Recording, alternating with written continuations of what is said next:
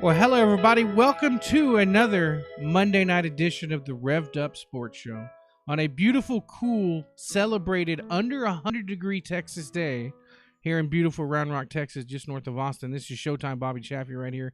The Iceman, Rodney Rodriguez, that is that man over to my right, your left. Wonderful weekend of racing happened, and a lot of people in our general neck of the woods are pretty damn happy because they don't have to hear the word "roll tide." Yeah. They keep hearing the word "we're back." Well, I don't know about. no. I don't know about that. Yeah, we're not hearing that. That's good win there. I've had a lot of fun with my Alabama folks, and they've been super cool about everything that went on there. So way to go, Texas. But just kind of with that intro right there, we thought that it would be really cool to dive in today because obviously we get to do a lot of fun stuff. I mean, we get to sit here and talk about racing and talk about all the fun things and all that. But obviously, if you looked on the calendar today, it is 9/11, and this is a day that will live on forever. As I can tell you, I don't know what's going to happen in the rest of my life, Bobby, but I can tell you that day right there was pretty fucked up. And for just everything that went on that day, it every year that this day comes along, I mean, I woke up this morning and I don't know why I subject myself to watching, whatever news channel you're going to watch. Well, it was all on this morning. Yeah, all of it was replaying this morning. I don't care what side you're on. You go back and you watch all of that. You remember where you were, what you were doing, and it's a day that, man, it sucks. And I think the thing is that you go back and you appreciate the country that we live in. Yeah, man, there's a lot of things that are messed up. But, man, that day, it rocked our world, dude. It rocked our world. You know, I'm 364 days removed from actually going to the 9/11 Memorial Museum right there in downtown New York City. Mm-hmm. And it was one of those surreal things as you see the different, pieces of metal, and they had the fire truck in there that got destroyed that you saw on TV, and it was kind of a surreal moment to know that it's different. Like when you go to the World War II Museum, it doesn't hit you because you weren't alive during World War II because right. you didn't, you just know what you know from the history books and the museums and stuff like that. But then you go through something, and most of us, unless some of them are younger audiences, you experience this in either young adult or middle-aged adult. There 22 years ago. So Mm-hmm. it was something that you lived through. It's going to be right up there with us. I know our age group remembers the Challenger explosion when you watched all that on school because there's a school teacher in the Challenger deal. Yep. So yeah, that's one of those life-defining moments there one of those things that it's kind of like the JFK assassination with our parents. They know exactly where they were when they found out about JFK. Everybody knew exactly what they were doing when they found out about 9/11. So same kind of deal there. And it's one of those things where I was talking about this morning, actually, on another show. And the one thing, as bad as that was that day, one of the proudest moments in looking back for me, and I talk about this at the racetrack, is to where the day 9/12/01 we came together. Didn't matter. I mean, I know there's a lot of discrepancies and differences and all that, and that's okay. That's okay. Everybody can have their own opinion, and that's not that's the beauty of living here, is that you can have those differences in whatever you're thinking and all that. Depending how you voice that, I mean that's something. Both sides. I mean, red, yellow, green. It doesn't matter. But 9/12/01 to me was a day where I think that we all came together, and we got to do that a little bit more often. I mean, just it's okay to not get along. It's okay to not get along. Don't like your neighbor, but love them. It's okay. And this is a day that I think that you really hone in there, and you're just proud to be an American, and you're proud of everything that we've all been through. I know this world has changed, Bobby. Every time I go through a fucking Airport. TSA. Yeah, airport. Man, I only got to fly one time before 9/11. I flew one time thanks to Jake Wallace and Marianne and Heath Stewart and I. Heath Stewart and I had never flown, and we go through the old airport through the Mueller. And you know, you just kind of cruise through there and just think about that, how everything changed that day. And yes, I am the worst when I'm traveling. I'm like, man, screw this shit. Yeah, no, whatever. But damn, it all happened that day. On a separate note, you would think technology is high enough where we wouldn't have to take off our damn shoes anymore. Well, I mean, you would think. I mean, right? Let me tell you, dude. When you walk through that one. People are way creative. Different ways to do stuff. And yes, I mean, I get it. It's a pain in the ass. But what's the difference between the shoes going through the X-ray detector on their own versus going through the X-ray detector on a foot? Well, I got to tell you, the last time that I flew, actually a couple of weeks ago, going to Jackson, out of Austin. They were like, okay, you know, I put all my shit in the bin, and they're like, look, put your wallet. I have one of those small wallets, you know, where you have everything. Yeah. I had that, and they're like, can you kind of pop that into your shoes? And I'm like, look, if I was smart, if I was a terrorist, I'd figure out a way to do that. But yeah, you know, it is what it is. But Danielle, wear flip-flops. Well, I've done that too. No, I do that a lot. I wear flip-flops and slides all the time. I don't give a damn what the temperature is. But it really is a day to go back and kind of focus on everything that happened that day, because it really did. I mean, it changed our entire world. And I know you guys are checking in here, and it's like, man, these guys check in the first 15. It's always the cool shit. Well, I'm sorry, guys. Today is reflection. Today is reflection, because it did. It changed our world. I mean, it really did. I mean, even I've talked to a lot of folks, older folks, you know, that maybe lived through Vietnam, or that maybe lived through all of those days that happened back then. And it's like, that was something where our country was under attack. And that, man, that's a scary ass feeling, dude. And I had a 1-year-old kid that when that happened, and I'm sitting there, rocking her in a recliner that night. She had no idea what was going on that day. And my ass was so scared about what was going to happen next. You're sitting there watching everything that had happened. And it's like, okay, are they going to bomb at the time Lockhart, Texas? I mean, what's going on? Mm-hmm. And it's, it really is. I just hope that never forget is something that gets thrown around a lot. I just hope that everybody really understands you never forget that this day. Yeah, and it seems like it's a day that doesn't seem to be forgotten. I don't think. I think that, you know, it kind of slaps people in the face every year it comes around. Mm-hmm. You know, September 11th, 9/11. I mean, I think it kind of slaps people in the face, like, oh yeah, it's the 9/11. Remember that crazy shit? Mm-hmm. So yeah, I think it still slaps people in the face enough for them to remember the day. Remember what they were doing, and remember the reason why we, you know, why tomorrow's Patriots Day, I think, or maybe today's Patriot Day. Today, yeah. Well, okay, that yes, don't forget, never forget. On the show tonight, we're going to have, coming up here in about 5 minutes or so, Phil Whipple will jump on. It'll be the 2023 Short Track Driver of the Year. We'll have that reveal coming up, and then later Brad Dixon is going to check in, and we'll talk about the Lone Star 600 loaded program. Another good weekend, dude. Another good weekend. How about Cade Dillard? Cade Dillard doing it once again right there, dude. That looked like some really cool stuff. It seemed like those cars are a lot of fun to drive. I'll probably never get the opportunity to drive one, but they seem like they're helping, because they put on great race. It's always the cars that put on great racing are the ones that you think are the most fun to drive. But then when you talk to somebody that drives those, they're like, these things are hard as hell to drive. I imagine. And it's like, well, okay, that makes sense. But yeah, it's a cool deal. Good deal for Cade, and to come through and just kind of, you know, have the weekend that he had was kind of refreshing, really. Yeah, big night there, Boot Hill, as he wins, and Justin Whitehead wins that night. It just really looked cool, and that's the one thing that I really like right there, where we see this with Texas and Louisiana.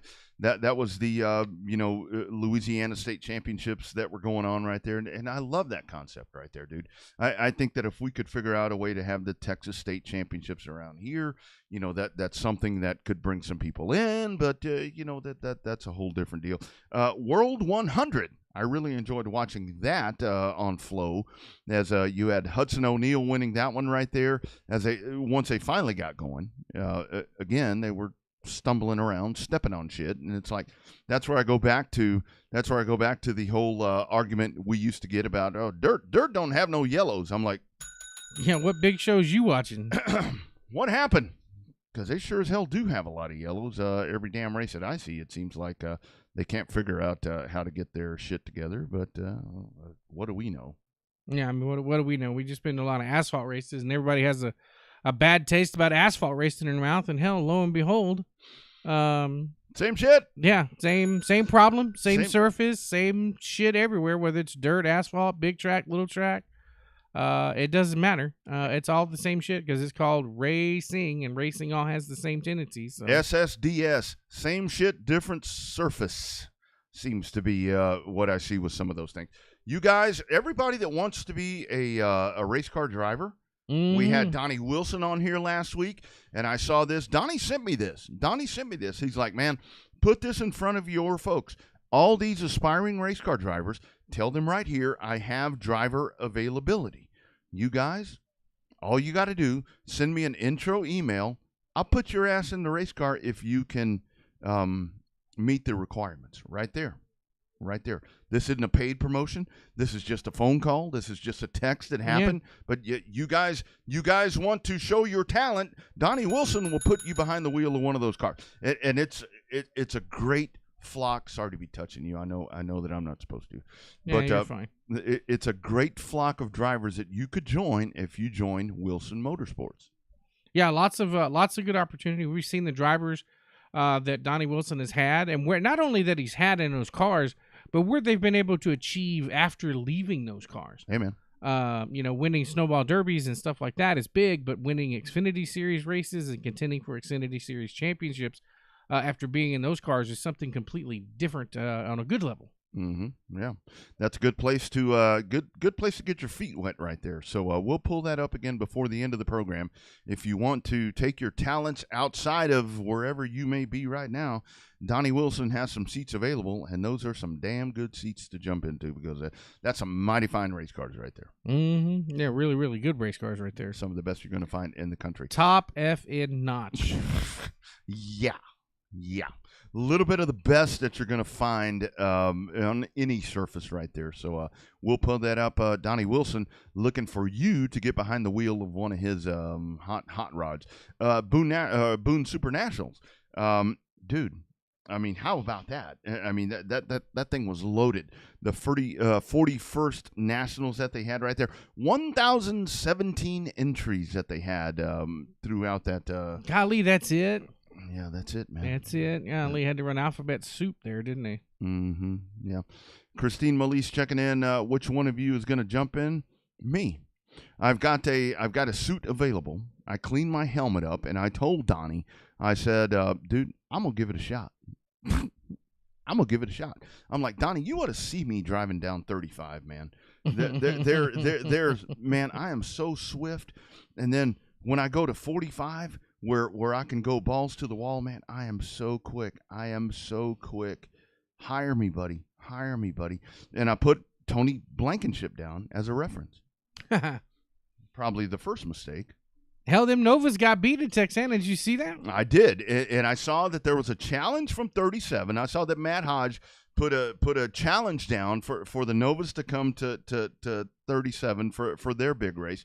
And I'm like, look, let's turn this into a big thing. Let's turn everybody ain't got to go to 37. How about all of you sumbitches go to 37, go to Texana for the Clash, and then maybe even to South Texas Racetrack. How about that? It doesn't have to be one race. Let's turn it into a trio, a Texas tri-step or something like that. If we got somebody to come through and actually, put up a little bit of purse for that might happen. Well, everybody's always ready. The Halloween Havoc at 105. Yep, right. I mean, you want a true stock car spectacular challenge. I mean, let's do that right there. It doesn't have to just be at one track, in my opinion. No, it could be at multiple tracks. Yeah, and I saw, the post was, come to our home track. Well, you bastards come to our track too, right? That could be a big deal. Obviously, when you knowing the powers that be as well as I do at Texana, if you do one of two things, they will be very open to your ideas. Bring cars, bring money, and they're open to it. Yeah. I mean, most promoters are anyway, but definitely, definitely the way that shakes out. So. Hey, our main man Milton Hope checking in on the Facebook feed, I think, and he says, "Go Roadrunners!" How about that? Hell yeah, 5-0 against the Kitty Cats, baby. Beating the San Marcos Kitty Cats. How about that right there? It's a UTSA Roadrunners. We can talk some football here in just a bit, but we got bigger fish to fry right now. Here we go, diving into the hotline. We are crowning tonight. It is going to be the 2023 Short Track Driver of the Year show that we're doing right here on Revved Up Sports Show and Race on Texas. But there's other things to talk about, and we welcome back our main man. How we doing up north? It is our great brother, Phil Whipple. My man, how we doing, Whippy?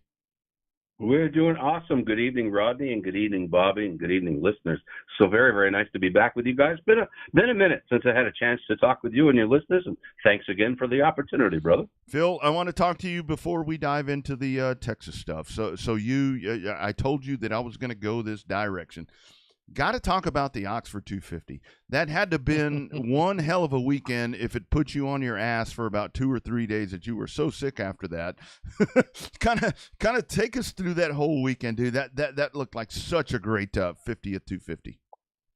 That was an incredible 50th 250, and thanks for asking. Be honest, I'm not back to 100% yet, brother. I'm still. This is week 3, and I'm probably 60 or 70%, and I gave it to Debbie, this new variant strain, and she's worse yet. And so we got kind of a long road ahead yet. I'm still pretty trash, but I'm bouncing back. And to recount that weekend, I've never had, especially Sunday, Rodney, I've never had a day in my 30-plus year career that came anywhere near close to a certain day in November of 2016 when I received this big, beautiful Mitchell-Rado award on the wall here from the New England Antique Racers. The same day I got to introduce Ricky Craven going into the New England Auto Racing Hall of Fame. That I thought was the shit, the bomb. And it was killer day. And this plaque, I still look at it. It's inspiration as I write every article. But this thing I put together for the 250 and the way it came together, to spend an entire day right next to David and Jamie and Lynch coming down from Canada, the way that came together, the reception that those dignitaries got, the way it all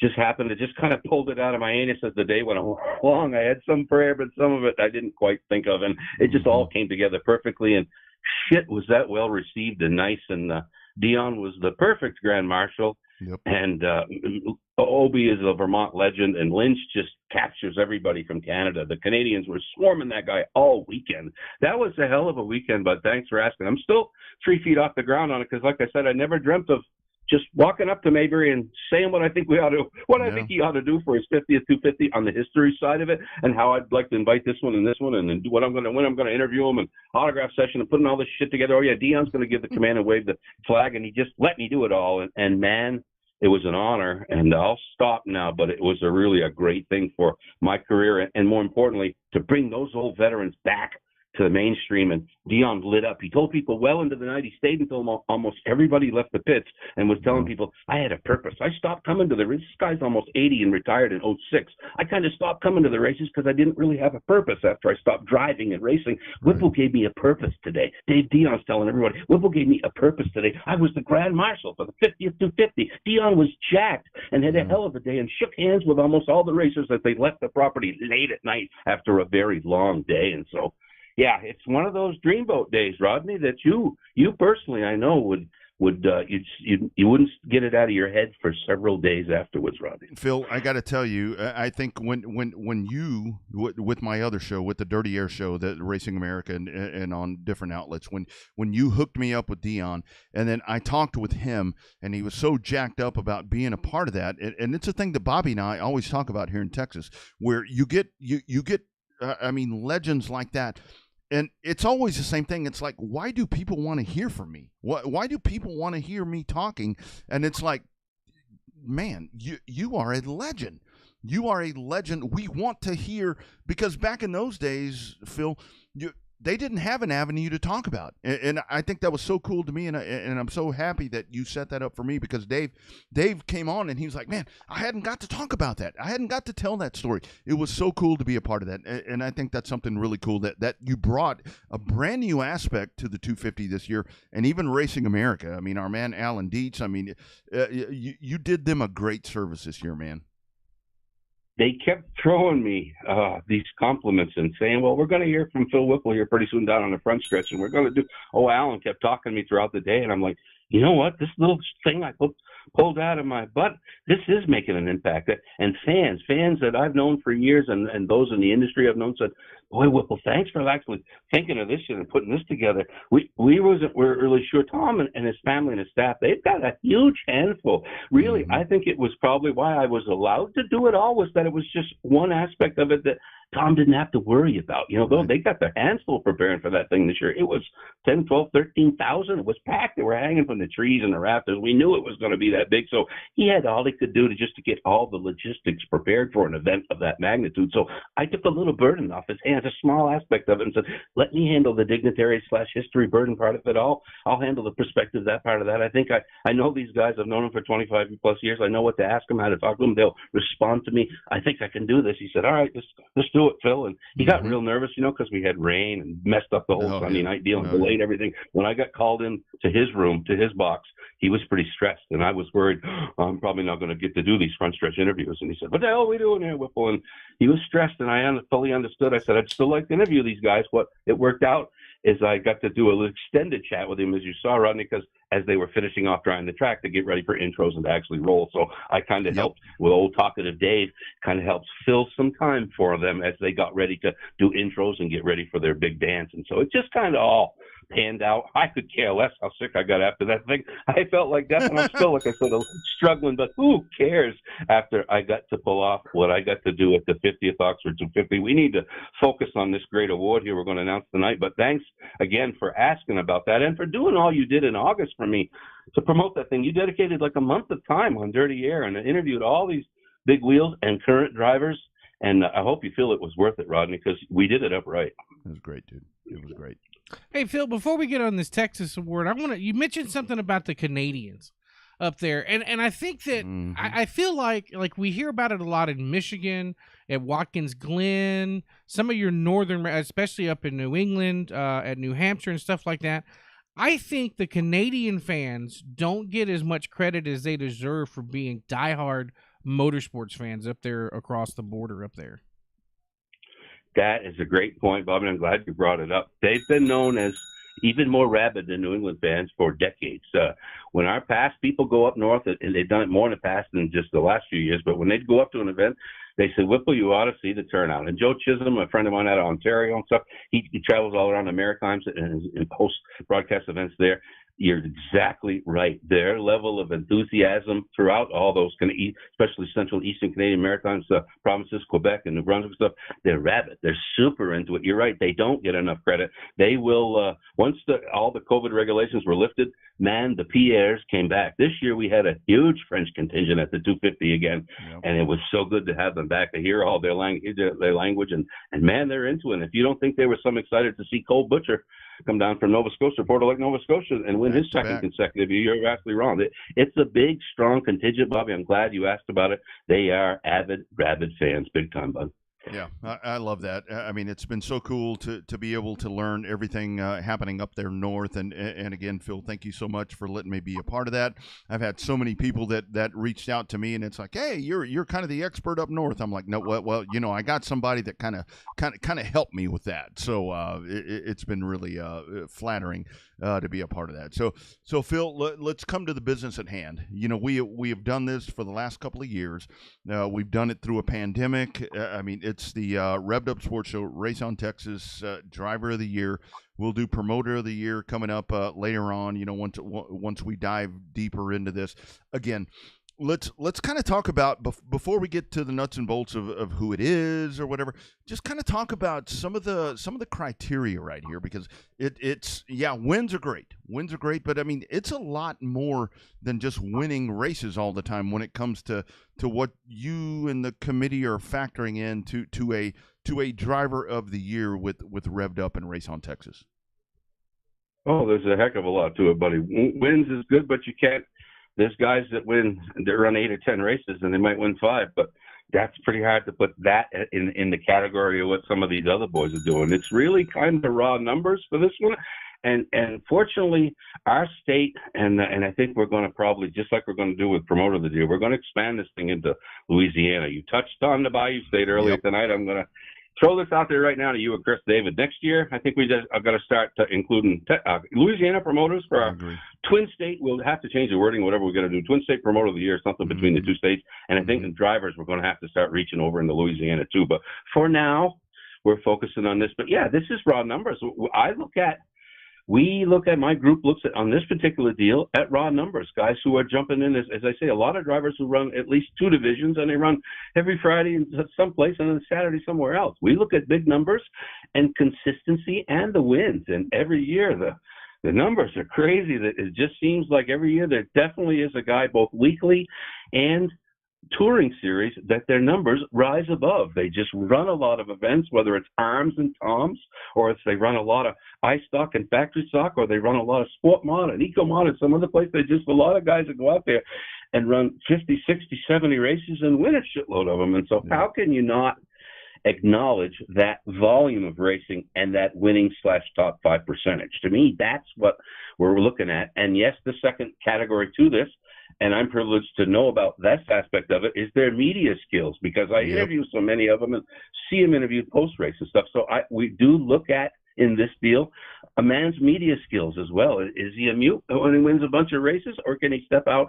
and really tell you how he got to victory lane and who the people are behind the scenes that make it possible, how he conducts himself both on the video interview and on the phone with me? That's a big thing with me, because actually I've been a journalist for 30 years. So I think a man's media skills, his ability to articulate after a bunch of wins, is a big part of the package that we all should be looking at. And so really, raw numbers before we get to this individual for this year. Hard to believe we're doing this yet again this year. It just seems like this snatched by so fast. All of a sudden we're in the fall and we're doing this, guys. But it's raw numbers and media skills, and here we are again with the weekly recipient here coming up. We'll get ready when you're ready to ring the bell and roll. The weekly recipient, and down the road, not only Promoter of the Year we'll have coming, of course, but we'll have a driver for Touring Series as well.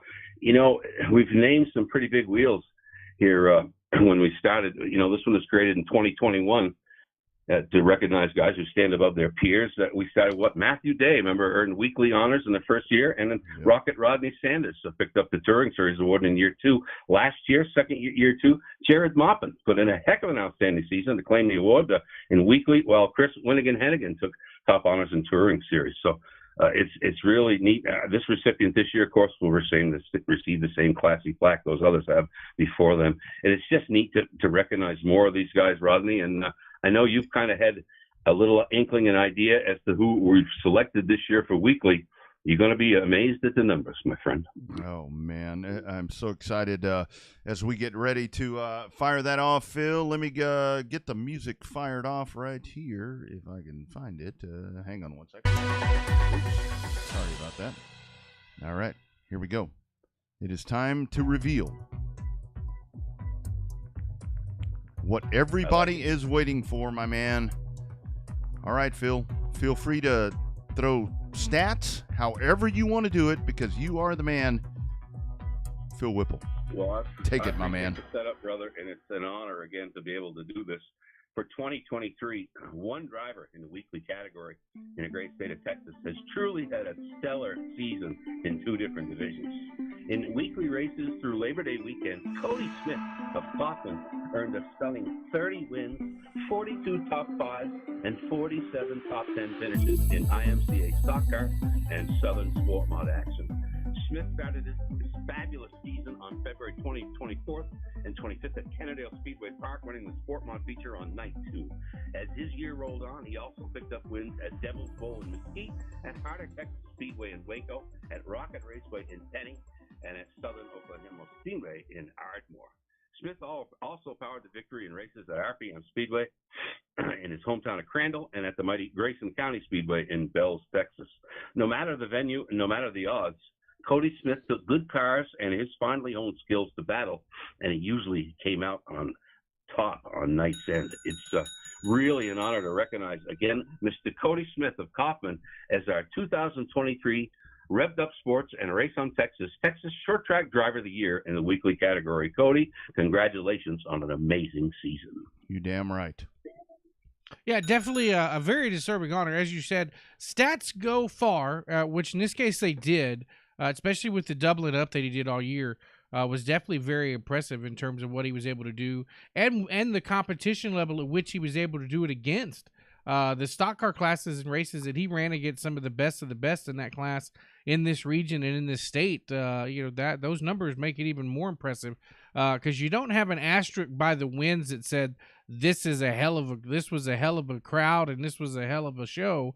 The numbers are the numbers, so that's pretty damn impressive. Well deserving of the driver of the year for sure. Mm-hmm. I agree, buddy. Level of competition is something we could talk just a little more about because you're right.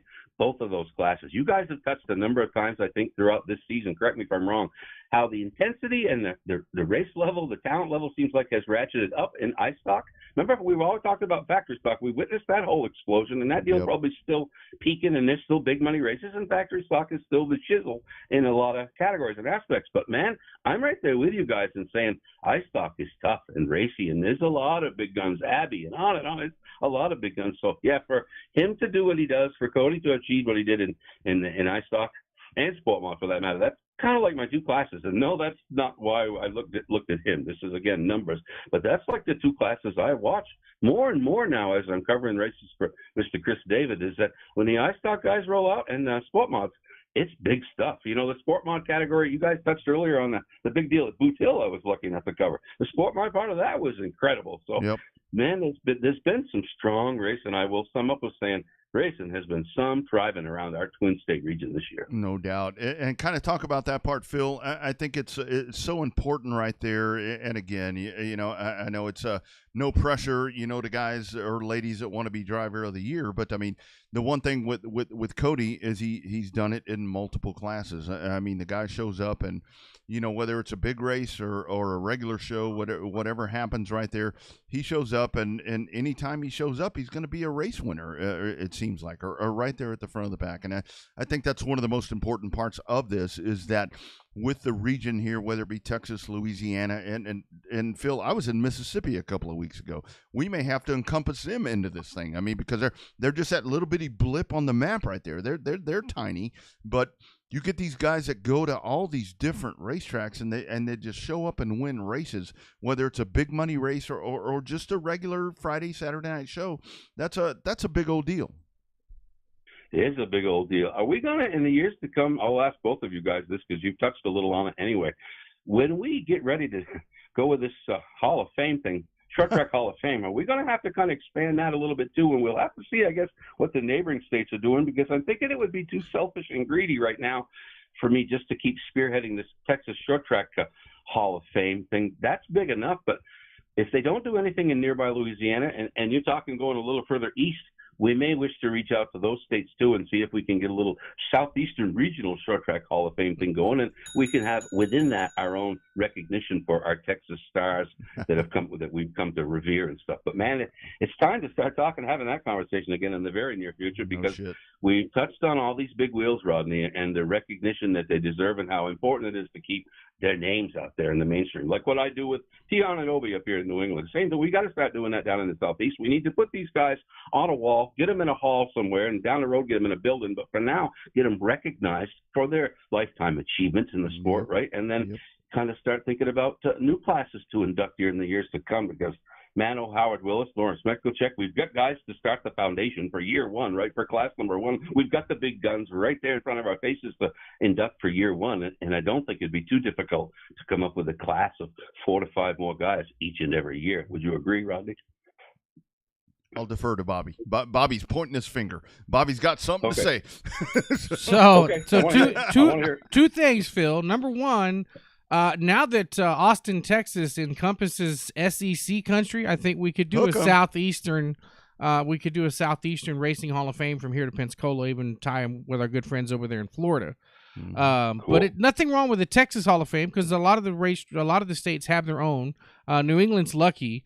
We could use your expertise from the New England Hall of Fame to come down to the Texas Hall of Fame for sure. But you're right, definitely have some big shoes to fill trying to come up with a Hall of Fame for there. So for here rather. So that's but yeah, I think it's not an impossible task. That's for sure. And this is where I think, Phil, to where it gets kind of crazy. I know this state right here because with our state, with Texas, I mean, if you want to look at an asphalt Hall of Fame, and this is where I've kind of stumbled upon myself, with that whole idea is, man, if we're going asphalt, here's kind of what we're looking at. But then you go to dirt, and it's a whole different the thing that you have to encompass in right there. But I mean, I do love a whole East Coast Hall of Fame, because I mean, as much as Texans don't want to admit it, we're a part of the East Coast. I mean, we just kind of fall in line right there. It's I've driven from here to Florida, and it really is. I mean, in my opinion, Phil, I think that's where we need to dive into this thing and really make this thing bigger than what the initial ideas were. And that initial class, Phil, oh my goodness, dude. We're going to have to, I'm going to have to go to Maine and sit there. And I know I said that for the 250, but things change. I'm going to have to go to Maine, and you and I are going to have a deep discussion on how we figure all this out. Yeah, and we'll do that, my friend. That's a guarantee for you. I will tell you that personally right now. We will sit down and do that, because it needs doing. It needs doing. New England pulled it off years ago.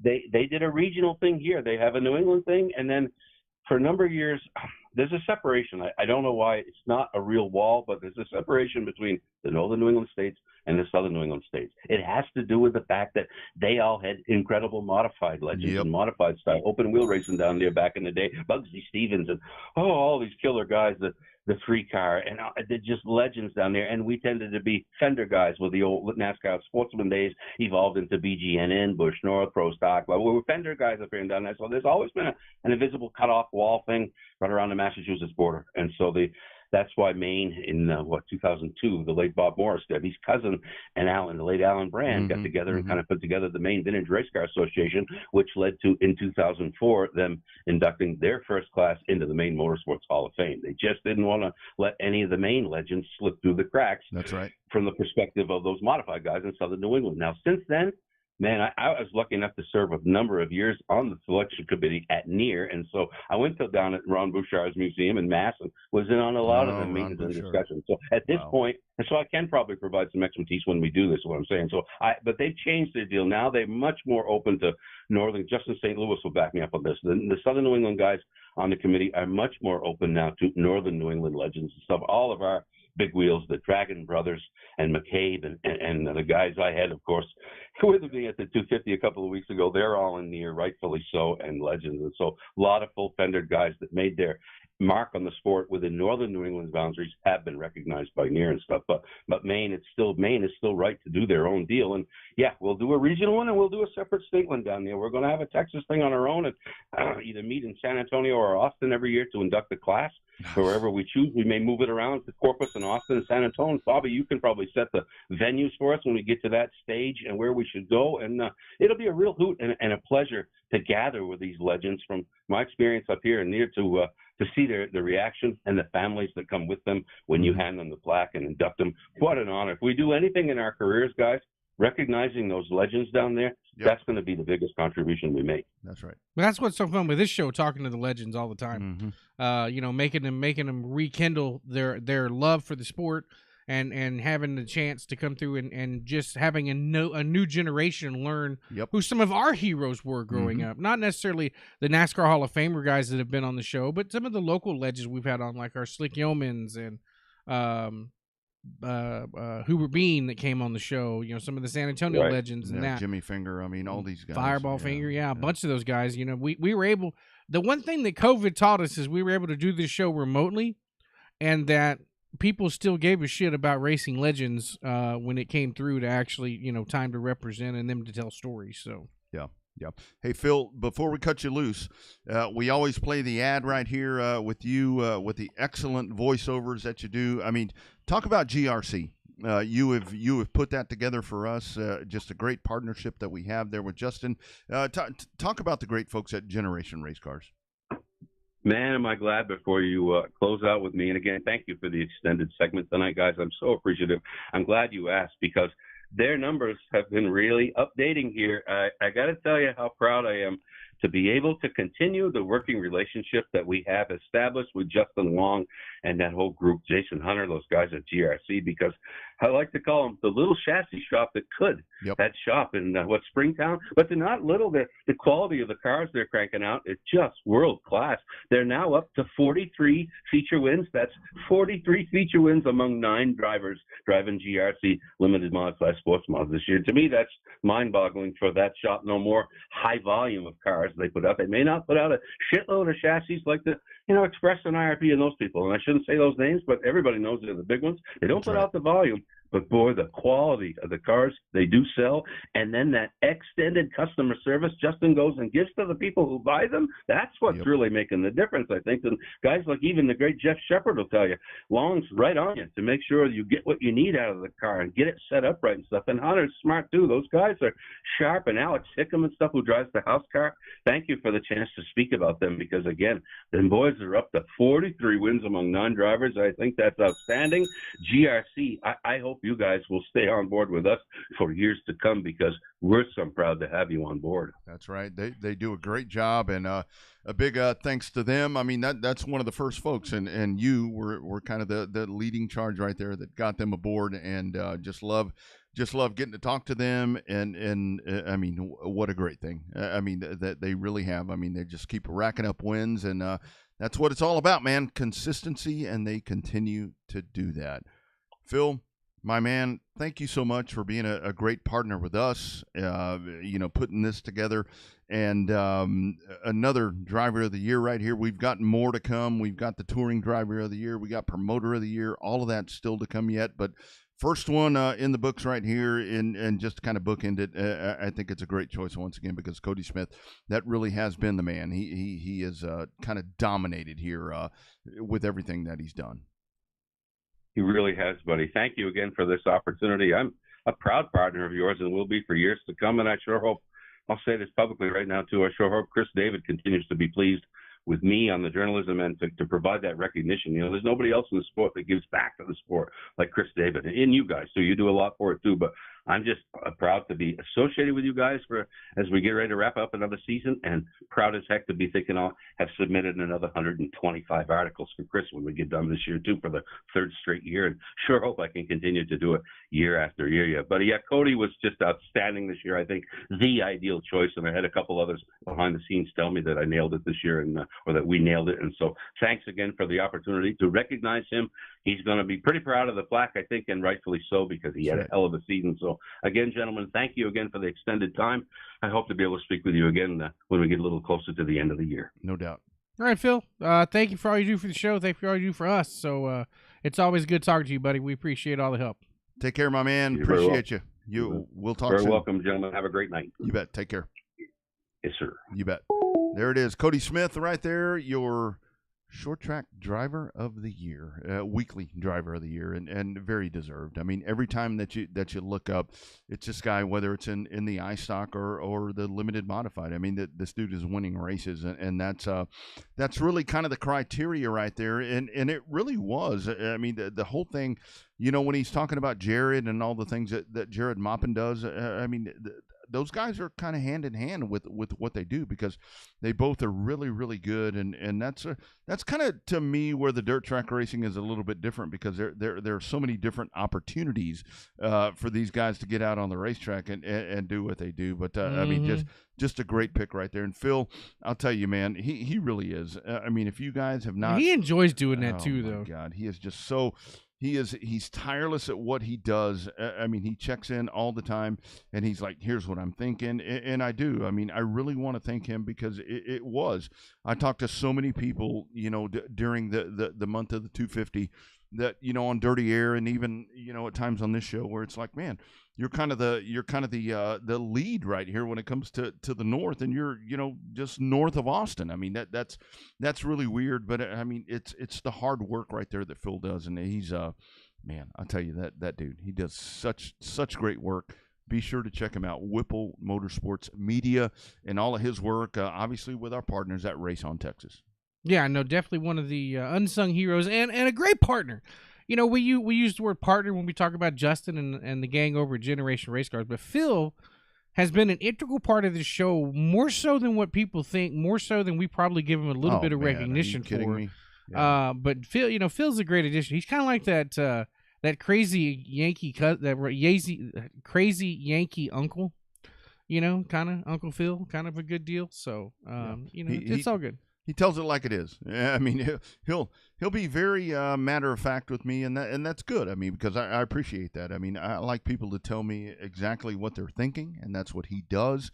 And a really good thing right there is he has kind of driven all of that for us and for Race on Texas to really make all of the postseason awards a really cool thing. But and our next guest likes to tell it like it is too. Now, I'll tell you what, this dude right here, he will definitely tell it like it is, because you've got it coming up October 6th and 7th, coming up at Devil's Bowl. It will be the 10th annual Lone Star 600, a one-page rule book. Get your ass on the racetrack. Always a pleasure. Welcome back to Russ. It is our man, Brad Dixon. Bradley, how we doing, my friend? Man, we are doing wonderful. We can't complain. The Lord let me see a sunrise this morning. It looks like he's going to let me see a sunset this evening, so everything is great. That's right. With your hot wife. You always post about your hot wife, so you're doing damn good, my friend. You are doing damn good. Well, there's the word hot has two meanings, and when it comes Lone Star 600 time, I start barking out orders. So I think the hot kind of changes from the way she looks to how she feels about me. I love it. I'm right there with you, dude. I am right there with you. I outkick my coverage, and she, keeps me very honest. But okay. I was gonna say put you in your place, but keeps you honest is good too. That works good. Yeah, no doubt. Dude, so Brad, answer me this question. Now, obviously, we all have big dreams in racing, and we all want to think of all the good stuff that's going to happen. This is the 10th annual Lone Star 600, and I know there's been struggles through the years, but man, did you ever think back when you did the original one that 10 years later this race would be as big and badass as it really is? Well, if I had listened to all the critics that told me I was a foolish and that it would never work, no, I thought we'd have been done before we started the first one. But you know how some of the haters are the best motivators, I guess, for lack of a better term. But no, I can't believe we've made it 10 years. I've been super fortunate. We have Kinko bucket trucks on board this year, so that's super exciting. They've given us a huge shot in the arm to keep going. And we have numerous other wonderful. We have some sponsors that have been with me since day one. Yeah. And Sandy Weld, First Class Septic, Entertainment Company. There's several of them. H&R Air Conditioning, but it's hard to keep a sponsor for 1 to 2 years, but to have the loyalty of the support for 10 years is what's really making this special, and kind of tugging at my old heartstrings. Sometimes people don't think I have a heart, and I'm kind of rough around my old heart's kind of calloused at times. But having the support of everybody, we've actually at the 10th annual, we've actually got some new people on board. Roger Dabbs, Performance Chevrolet, old Gina Shiles, does awesome stuff with the crate motor stuff, and he's actually bringing a crate motor to the track. So we got a lot of neat stuff.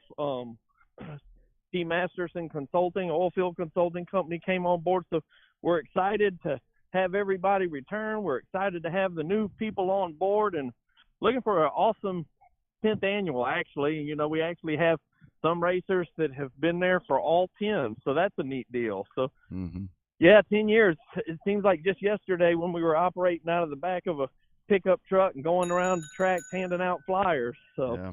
It's been crazy, but awesome at the same time. Yeah, Brad, how great is it that, when you really look at this race, it's a very simple concept. And I talk to folks all around the country, and they tell me, hey, man, I'm going to find a way to get something down to the Lone Star 600. I want to be a part of that. And for them, it's not, the money's great. Obviously, racers want to go win some money. But it just seems like you have built something right here to where it's like racers, even some of the older racers, they embrace the fact that this is just old school racing. You show up, it's run what you brung.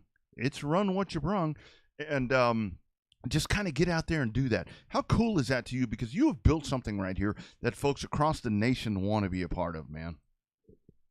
Man, it's really exciting for the simple fact that I'm the biggest proponent on the one thing that's lacking in racing is the creativity. Yes, sir. I look at, I'm not trying to throw names.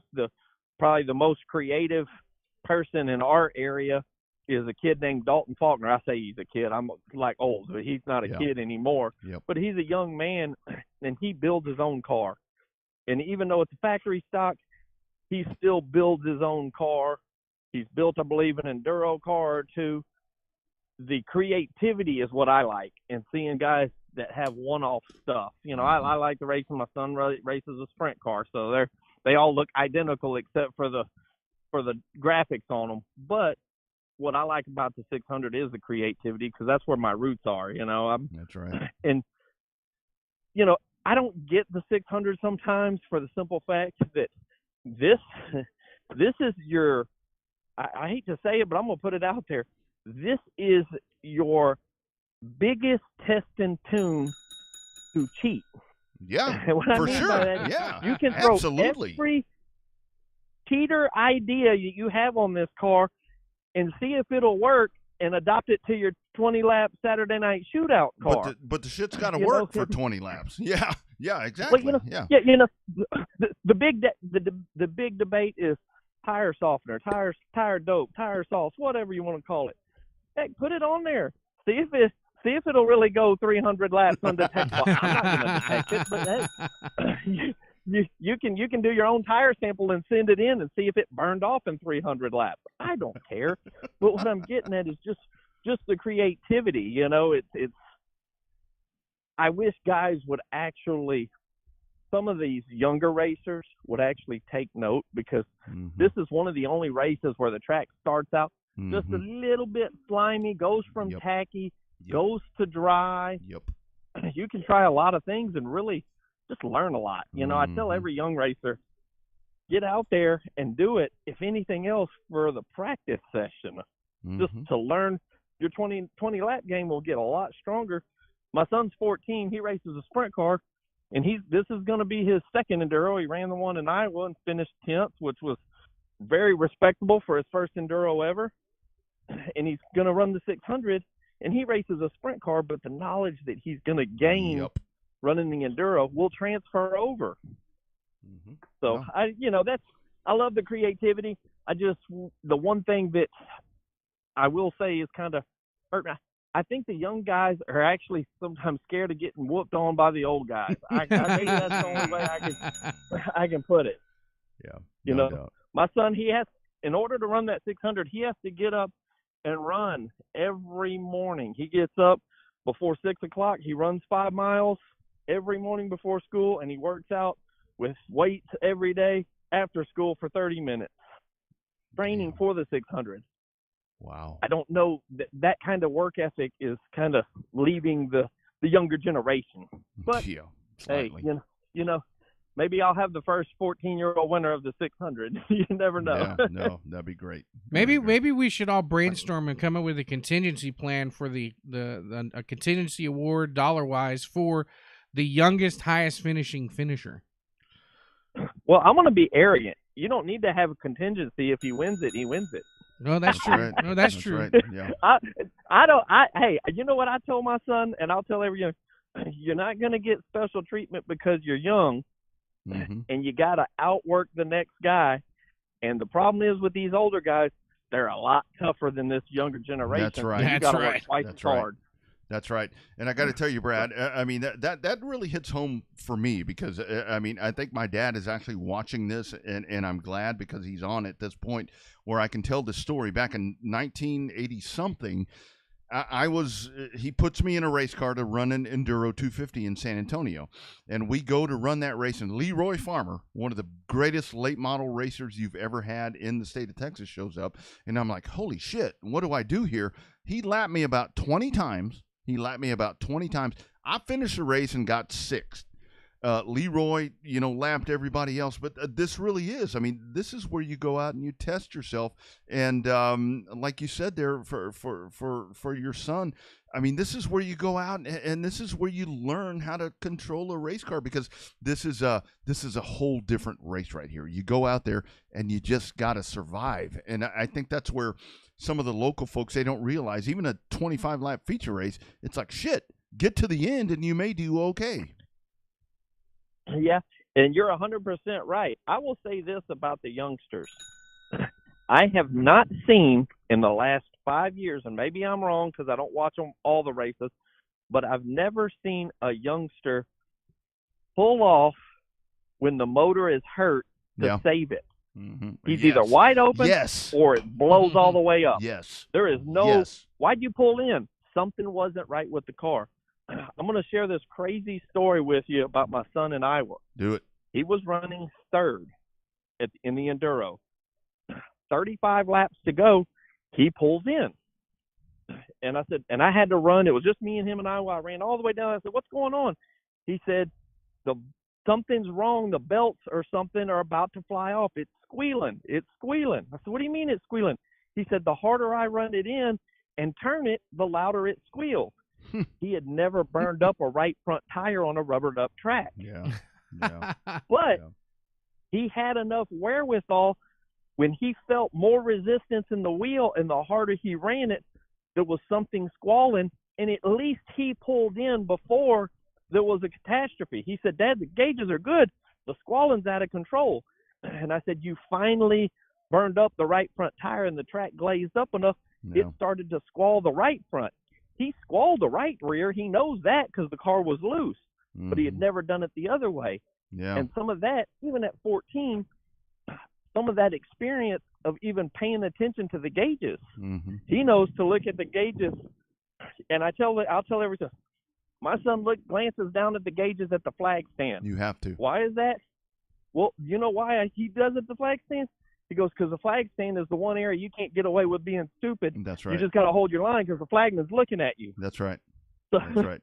So that's the one area on the track you got free time. Yeah, that's the same thing my dad taught me. It's like, okay, these gauges are here. You glance down when you get halfway down that straightaway. I don't care if it's a half mile or 3/8, whatever. You glance down, make sure you're not going to blow my motor up. Check the temperature. Check all of that, and then get back to business. So, yes. Sorry, Bobby. But I'm all reliving dreams over here. God dang it. Yep. Well, at the 600, if they do happen to blow a motor up, Gina Shaw's will have us covered. So they'll have a crate motor there ready for somebody to go if they decide not to look at the gauges on Friday. She's got you covered for Saturday for sure. Blow it up. Hey, Brad, last year y'all did that factory stock deal. Are you guys looking at doing that again, or was that just kind of an experiment just to see if that experiment was going to work?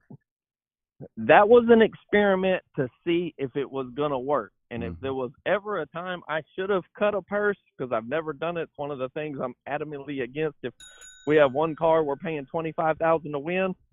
But I lost my shirt on that deal because I think we had only 11 showed up, and it was free money. I mean, I'm glad for the guys that got it, but it was basically throwing candy in the stands kind of deal. All you had to do is bend down and pick it up. Damn. So, hey, when that happens. But but it was a neat test. The one thing that I will say is there was several of the factory stock drivers realized that they did not tear their car up, mm-hmm. and they're actually bringing them back this year to run it in the 600 just as a 600 type entry. So a little bit of good came out of it. I wish more guys would have realized that, hey, you're gonna leave with your stuff. There's a good chance it won't be torn up, Mm-hmm. So, mm-hmm. But we got a few returning as factory stocks, but running in the 600. Yeah. So that's kind of a neat deal. No, it's a good thing. So Brad, kind of sum it up, because I know a lot of folks are going to catch us on a replay. We're live right now, but I know with our replay numbers are so crazy. For the folks that may be checking this out after the fact, just kind of sum up what it takes to run the Lone Star 600. I love the fact that we talk about. I've got one piece of paper in my hand. And that's really that's what the Lone Star 600 rule book looks like. Talk about what you have to do to run that race, and what can run, and what to expect that weekend at Devil's Bowl. Well, I'll kind of give a baseline. A factory stock type car will do exactly what you need it to do, horsepower wise and everything. Mm-hmm. Crate motors are right around a factory stock motor, maybe a little less, give or take. Mm-hmm. The one thing I'll tell guys is any car, even if it's a little bit bent up, an old car that's bent up will work fine if you set it up fairly neutral. Yep. You don't put your ton of left rear in it you just set it up with probably about 30 pounds of left wheel in it, minimal rollout, mm-hmm. good steering, make sure your idle arm and your pitman arm aren't falling off, yep. Good, decent steering, decent ball joints. Silicone the starter wire and the ignition switch little screw so it doesn't vibrate out. And if your maintenance program is a little bit strong, you're going to be exceptionally strong in the 600 yeah. Because the one thing that kills guys is the maintenance. Mm-hmm. So that's pretty much it. I'll tell you the other thing is, and I hate to say this, but after people have had COVID and all this, some of the health after the 10th year, yeah. My guy that was 55 at the beginning, he's now 65.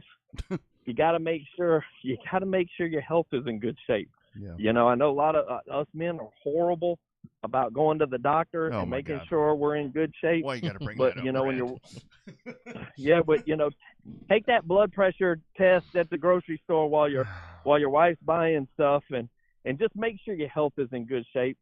And stay hydrated. Don't wait.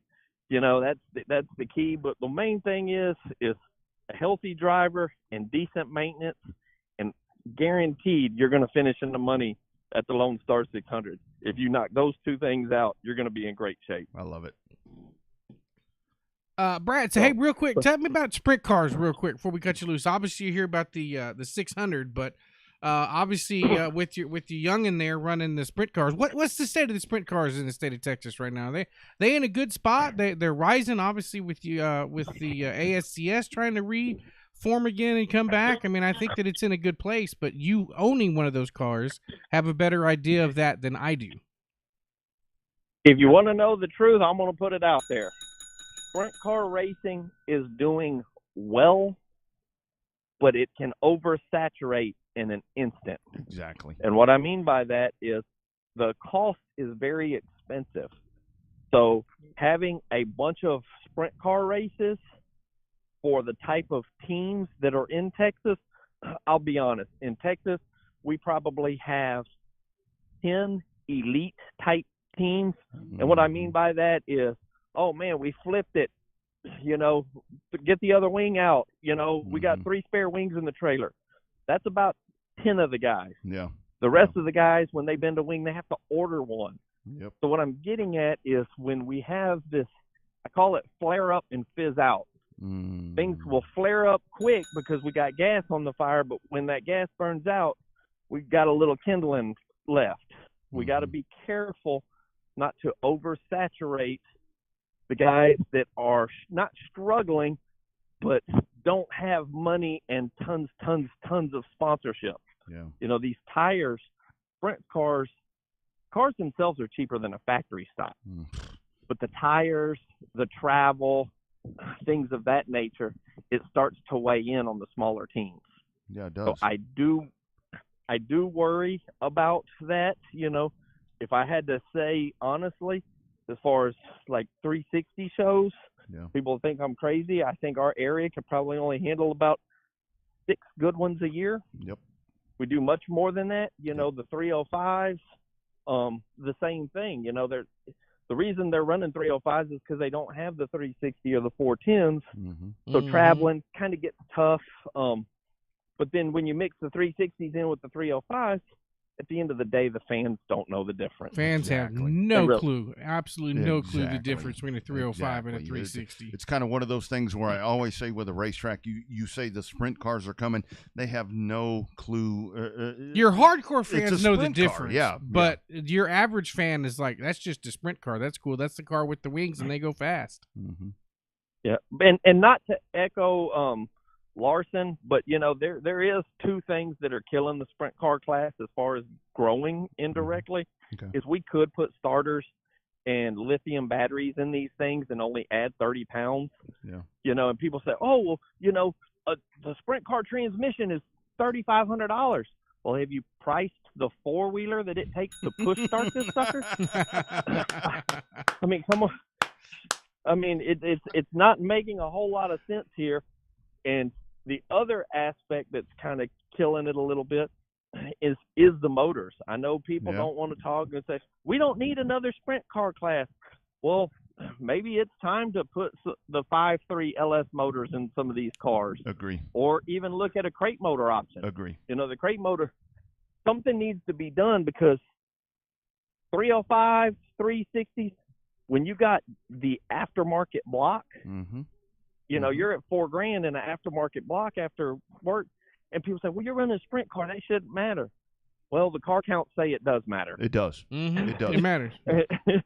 And so, you know, I hate to be that guy because I have a sprint car.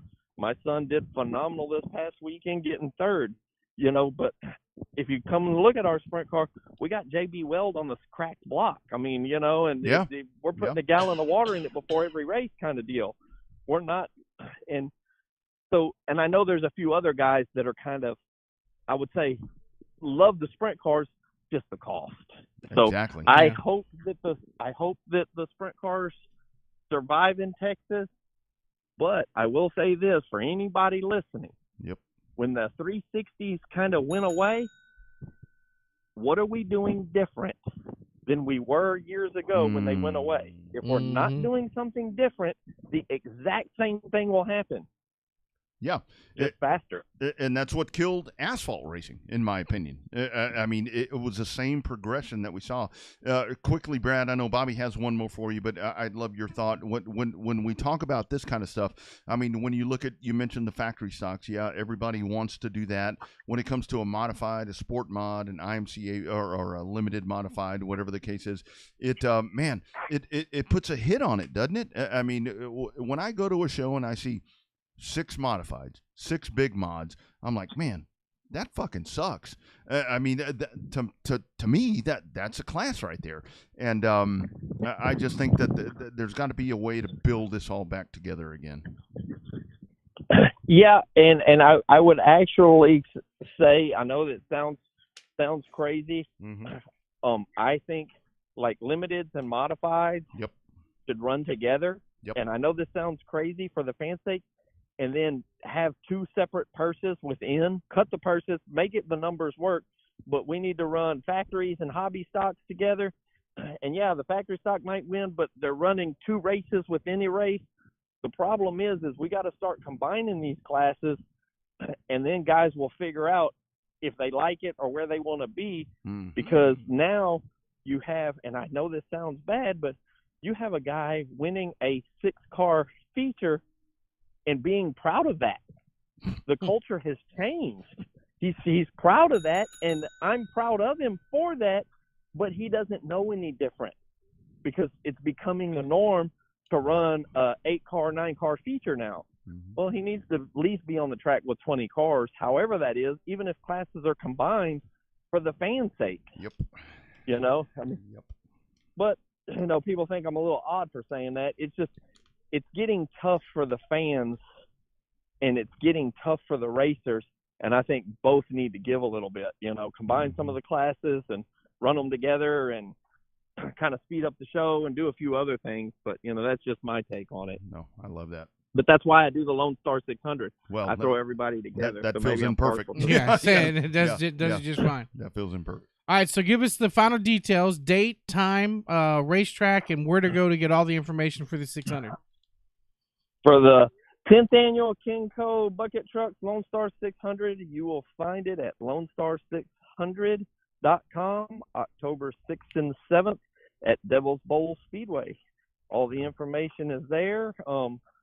So yeah, that's where we're going to be for the 10th annual, and like I say, you guys supporting it, everybody on board that supports it, we can't thank y'all enough, because you know the days of mailing out flyers and all that good stuff, getting the accurate stuff, those days are gone. So we rely on your show, Race on Texas, everybody in between to help us get the word out. You know, people sometimes get mad at social media and this, that, and the other, but it definitely has its place, because without that, we wouldn't even be able to get the word out. So I thank y'all for everything y'all do. That's right. U.S. mail is very slow. If you mail something out on Thursday, it's going to arrive the next Thursday. So, yes, very good point. And, Brad, I'm glad to say, man, I will see you there, my friend. Thank you for the invite, and looking forward to come up there and be a part of this, man. If somebody has a free ride, I always carry my driving suit and helmet. It's in the trunk. I mean, I could jump into something here. well, but I'm gonna need you on the microphone. So oh damn! I think I'm gonna have to pull your driver's registration eligibility card for that weekend. Well, that tends to happen. People tell me you don't need to be behind the wheel. Just go out there and do what. See, Brad, what he won't tell you is him and his dad have access to about 4 or 5 cars that would be perfect for the 600. He just doesn't want to put it together because he doesn't want to get hooked on racing again after 600 laps. No, it's because my dad doesn't want to do it. I have no fucking clue how to put a race car together. So that's kind of the way it works. I'm just frustrated because I've seen you deal with all this whole Nova Brigade kind of deal down there at Texana, and we got Corey Neal, who's the Lone Ranger in the Lee Spring Nova department, trying to hold it down for the entire 600. He does a phenomenal job, finishes in the money every year, but you need to convince some of them old Novas to come have some fun at the 600. Tony Blankenship, I think the gauntlet has been dropped right there. Take those race cars up there and go. That's a perfect race for those cars. Yeah, man. GW race just about anything. He ought to be fun up at the 600. It's going to be a lot of fun. Absolutely. Brad, you have done a great job. Like I tell you, I talk to folks all around the country, and they always mention the 600. Congratulations on what you've done, and man, let's collaborate. We're a couple of weeks out. Let's bring people in. Let's make it the 10th, the biggest and best Lone Star 600, my man. Let's do it. Looking forward to it. All right, my man. Take care. See you, Brad. Y'all have a good day. You bet. Take care. There he goes. Brad Dixon. It really is a very simple concept that he has right there, and to sit there and watch that, I've watched it before, and it's like you sit there and you watch all these different super late model races and modified races, and you're like all honed in, and it's like green flag, and here they go. just kind of doing their thing. But the cool part is, I mean, that you can bring anything that you have to race. And I love what he said right there. All you cheating sumbitches that like to do all these crazy underhanded things, this is your race to go out there and really test that. I hadn't thought about that. I mean, go out there and get your cheating ass ways ready for next year, or these post-race years, or whatever the case. So just in case you're curious, on Monday Night Football, if it's on, Zach Wilson is playing quarterback now for the New York Jets. Good. I hope Aaron Rodgers is out. I gotta say, they showed a picture of the medical tent a minute ago, and I didn't know exactly what they were showing it for. He probably had to go in there and do something philosophical. Yeah, if they got old Zach Wilson in there, they'll turn that means that they got issues with. They're gonna turn the lights off and let him go in there and think about things. I mean, he'll be fine. That guy drives me up the wall. But the 600. I mean, what a great race, and I love what Brad was talking about right there, combining the classes. I mean, I think that's a really damn good idea. And the fans can't tell the difference in them either. So. That's the whole thing. I mean, when you get out there and if you get 30 cars on the racetrack. Only the drivers will know. I mean, when you get in there, it's like, okay, this guy wins this guy wins that, and you pull them on victory lane, and boom, here we go. I mean, it works. I mean, no wonder him and Owen get along so good. Well, yeah. It's guys like that. I mean, you have a very select few folks, man or woman, that get in there and have those kind of ideas that can really pull this into a different place. And that right there, I think, is something really cool. And like he mentioned right there, Rogers Dab is going to be a part of that. You've got crate engines out there. All of that's going to be there. So if you blow your shit up, hey, there's alternatives. There's alternatives. There's right? alternatives right there. Cheaper alternatives. The best alternative. And Rogers Dabs has been good about showing up with crate motors. They did that back at Mobile, didn't they? Yeah, it's going to be the best. It's going to be the best price that you're going to find in the country if you are looking for one of those 602s or 604s. Rogers Dabs Chevrolet GM Performance. Hey, I'm endorsing them as well. Check them out, and I will see you at Devil's Bowl there for the Lone Star 600. I'll be helping Brad out, doing some things there with the folks intact. But if you are looking for one of those, whether you're a hot rod guy, and that's one of the things that I've learned, working with RDC, just kind of working through some things is, kind of chasing that crowd right there. But you have the hot rod folks. You got a street rod, something like that. You need a crate engine. We will set you up. It is Rogers Dab Chevrolet GM Performance. They will get you all set up. But yeah, Lone Star 600, that is coming up. And a big congratulations, our man Cody Smith, Short Track Driver of the Year. How about that? Yep, another one in the books. Joins the long, lustrous list of drivers of the year. I'll tell you what. We got to go back and actually print that back about which one of the drivers of the years have been there, because there's been some good guys, been some good dudes that have won that award. So I'm interested in the promoter of the year. This year's going to be competitive, I feel like, for promoter of the year. And I love what I just saw right here. Our man Justin Long, one of our, obviously one of the great supporters of this program. He was talking to my man Joe Armandia. Man, who doesn't love Uncle Joe? Uncle Joe. This dude, you and I walk into his trailer. He's like, here's $100. Do with it whatever you want. We went out and bought beer that night. Went out. I take it back. We put it into the sponsors. We put it to the Snowball Fund. Yeah, that's right. And then bought beer with it. Talking at KSP this weekend, I am all about, for the limited and sport mods having a couple of big races on asphalt again. I think that would be great. How many guys would like to be a part of that? Cody Beto, where you at, man? I say talk to Cody Beto. He has nightmares about Toms, but those damn sport mods in Houston on the regular Hoosiers were FAF. And they were definitely opening up eyes and opening up eyeballs for the racers about how fast they were. We can make that happen if we get enough people. There's I'll say we know the people that work in Houston, so that's a possibility. And the bad thing is, at this point, you only have one race left, I think, on the asphalt for Houston, and that's going to be a factory stock race. So that right there, in and of itself, will start getting stuff pushed out at that point, or they'll start getting stuff pushed out. But look. If anybody is really interested in this idea of getting some limited modifieds or sport mods on the pavement again, you guys let me know, because I can make some shit happen. I happen to be in a position now where I can make some stuff happen. So you guys let me know. I would love to do that. I would absolutely love to do that. And here's yes, next year, not just a few dates, Justin. That's what I'm thinking about. It's got to be a specialized event. When you start doing series things, that's to me where things go by the wayside, because it's a series, and folks are going to lose interest, and shit's going to happen. But if you do every couple of months, you have a special race right there, and here's the other part of that: you have to structure it around whatever these guys are going to be doing on dirt. I mean, that too. That's important. Yeah, don't schedule it on the weekend of a big ass race, on the dirt track, because it's not going to work out. But Justin, you and I, my man, we need to talk, because we can do that. I promise you, my friend. Just don't put them on pull-offs, because they'll be bitching about that. Well, that's a whole different question. I mean, that's why people race the factory stocks, dude. The tires are so cheap. No, when I say pull-off or retreads, don't put them on retreads. You're talking about recaps. Yeah, don't put them on recaps. Do they even still make that? I don't know. I'm sure they do somewhere. Well, I tell you what, man, those were fun to race back in the day. We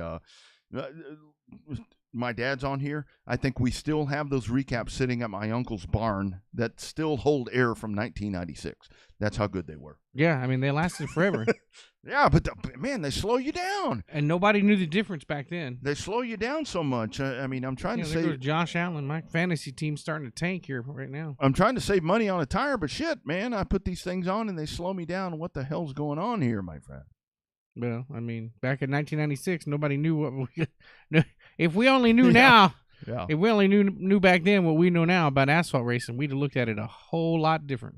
Asphalt racing, women, the world, all of that, all the way back to 1996. Yeah. Generation Race Cars, proud sponsor of the Revved Up Sports Show, here with RPM Multimedia. A big thanks to Phil Whipple for checking in right there as we recognized our driver of the year. Once again, congratulations, Cody Smith, a well-deserved honor right there for him. Also on the program, hey, Brad Dixon, talking about that great event coming up at Devil's Bowl Speedway, October 6th and 7th of 2023. This year, just a couple of weeks out, guys, it is time to go racing at the Lone Star 600. That is going to be a fantastic race event. We also invite you. There is still time. You can jump in on Fantasy Live. Who the hell's leading the playoff points right now? I saw. I don't know. I thought I was going to finish fairly decent. No, it's you. Is it me? Really? Yeah, you're leading the goddamn playoff point. I mean, you're leading the playoff points. No shit. I got to go back and double check that. I didn't even. Hell? I was busy doing other things yesterday. I didn't get a chance to. This guy. I didn't get a chance to look. If it wasn't for me, I just keep him in line. And my wife is like, you got to keep Bobby in line because I have to keep you in line. So that's what we do.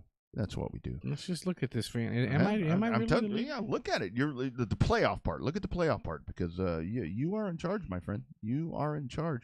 You are leading everything, and you're going to be the one. I won Kansas by 1 point over Don Painter. Well, it doesn't matter. I mean, look at the playoff points. Look at the standings. How do you get to the playoff points? Standings. Oh, there we go. Bobby, come on, man. If you're counting on me to teach you technology, dude, you're in bad shape. Oh wow, I'm leading by a lot. See? Damn. That's what I'm talking about. This guy. Didn't even know. This guy. Didn't even know. I'm telling you, without me, he's lost. Elizabeth didn't even tell me. Without me, he's lost. And that's what we do around here. That's exactly what we do around here. I don't even know why I looked at that. Just because same reason you look at your fantasy football. I know. Same reason that I check in on that and get my heart broken each and every week. Hey, you guys, great program.